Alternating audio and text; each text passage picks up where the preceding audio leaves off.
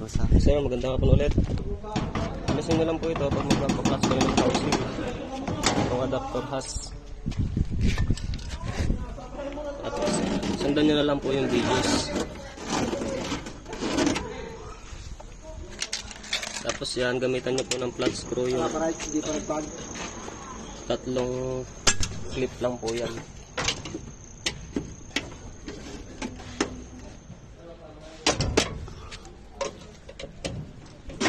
Yung mukha ko dyan ha. Wala para.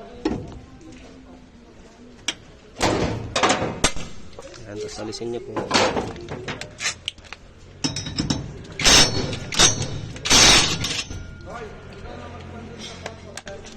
Ayan, pag naalis nyo na po yan, alisin nyo po yung blower, yung husband. Tapos tulak nyo lang po yung 4 na clip.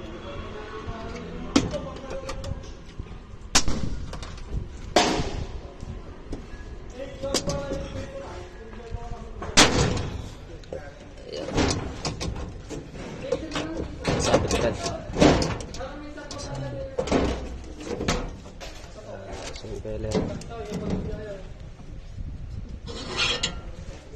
Tapos pagbalik naman po, ganun lang din po ulit. Ito lang po yung pagbalik.